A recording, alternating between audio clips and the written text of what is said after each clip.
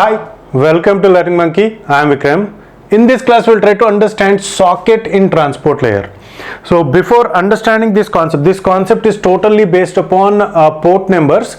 The concept of port numbers has already been discussed in our previous video. If you haven't watched that video, please watch that video and come back here. And every video in our channel is going to be a part of entire course or a playlist. Our suggestion is to follow the entire course so that you can have better understanding of the concepts. And the link for the playlist is provided in the description below. Now coming to this class, sockets. So what these sockets is? So before understanding this, we are discussing that the objective of the transport layer is process to process communication. So we'll try to understand how that process to process communication is obtained by port numbers. That we will try to understand first, and later we'll try to know what is meant by a socket.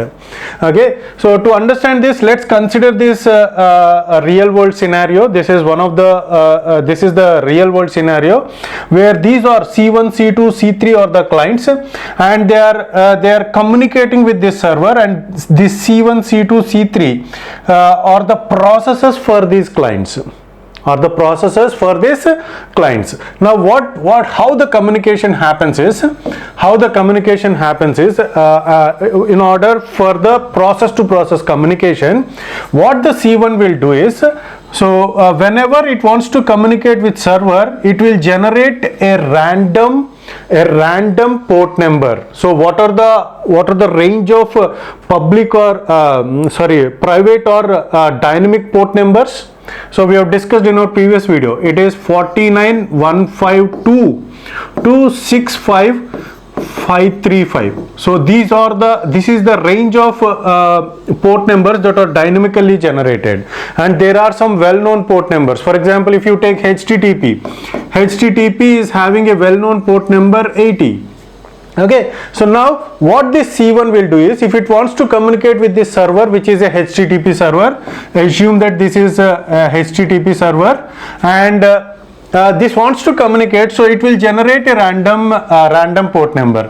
For example, if it is 35567, if this is the random port number that is generated, what it will tell the HTTP server is, this is my port number, and whoever wants to communicate with HTTP server, the port number that we are going to use is 80 is the port number. So in the source port number, we are going to have this source port number, and in the destination port number, we are going to have this 80.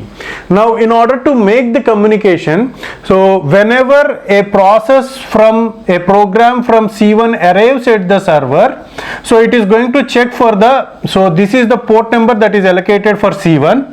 The port number is 53567. So whenever C1 wants to communicate with the process, its corresponding process, it will check for its port number, and to that the data that is transferred will get transferred to this process. So this is what we call it as process to process communication, right? So the client that is requesting is C1. The corresponding process of C1 should communicate with, so both of them should have the communication. So the process for C1 should communicate with C1 only. The process for C2 should communicate with C2. Similarly, the process for C3 should communicate with C3. Okay, so now this has happened. Now is it fine? So the port number is letting the server know that this process, the data that is transmitted belongs to C1, so the data will be transferred to C1. For example, if C2 has generated its own 59346, let's assume that this is the port number that is generated by C1. So whatever the data that is transmitted to this server, based upon this port number, this server is going to decide that this data that is transmitted belongs to C2, so it will transfer it to C2, and based upon the data it will process, and it will return back to the C2. Okay, so is the port number, so is it a best practice? Now what happened is, again C3 wants to communicate with this server. So what it has done is, it has generated a port number randomly. So the random generation has generated this port number. See here, this port number. So what this port number? So is it conflicting with any other process? Yes, it is conflicting with C1. So now this has been transferred. This has been transferred. So will it give to C3 or will it give to C1? So the port numbers alone will not work for the process to process communication. So how the communication is done? How the communication is done is, for example, if port numbers are not working, let's assume that we will consider the IP addresses. If you consider the IP addresses of C1 is IC1 and the IP address of C2 is IC2 and the IP address of C3 is IC3. So here with this, the problem is each and every process can be identified uniquely, but if the same C1 wants to have two different processes, so there is a possibility, right? The C1 wants to communicate with the server, but it also wants to have another process, so another program which is parallelly running. So for this C1 we are having two different programs running.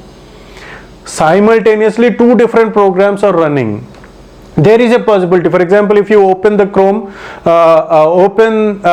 the program for this server, for example, if it is a Google server, means if you open the Google in Chrome and if you open the Google in Mozilla, so both of them are having the same IP address. Even though if you are using Chrome or if you are using Mozilla Firefox, both of them belong to the same internet connection, same IP address.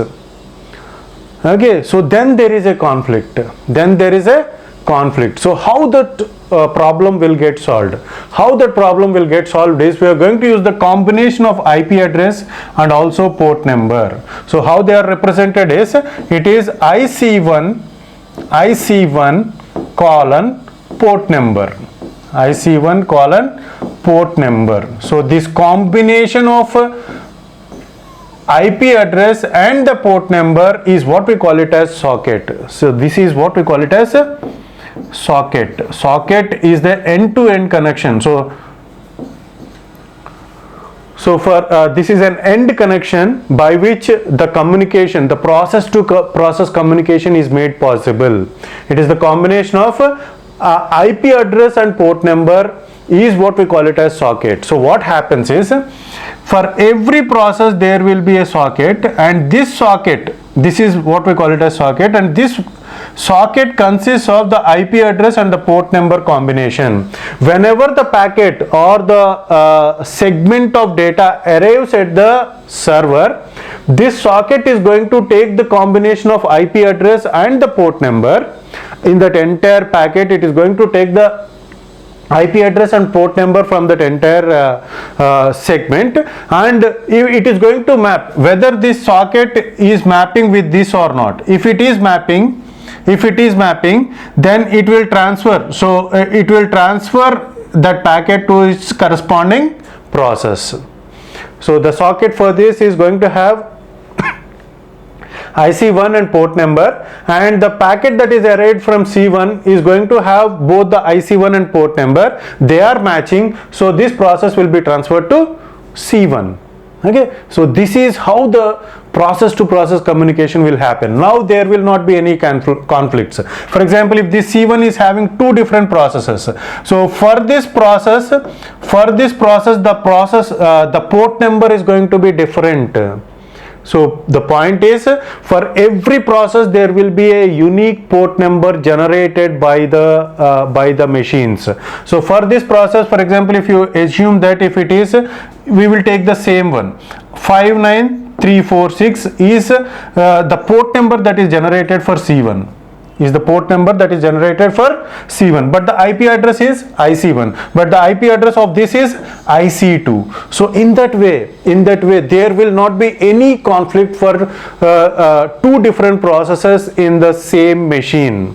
You take any process, there will not be any conflicts, because for every process the port number is different, and the combination of IP address and the port numbers is going to vary for machine to machine. Okay, so this is what we call it as socket, and this is how we are going to get the process to process communication. So we are talking about this from the last 4 to 5 videos. The objective of transport layer is process to process communication. How that process to process communication is obtained is, it is by using the combination of IP address and the port number, which is what we call it as socket. Hope you got the clarity on this concept. Thanks for watching. If you haven't subscribed to our channel, please subscribe to our channel and press bell icon for the latest updates. And if you have any doubts regarding this concept, please post your doubt in the comment section below. And if you feel that this video is helpful to you, please give us a like symbol and please share this video with your friends so that they will also get benefited. Thanks for watching.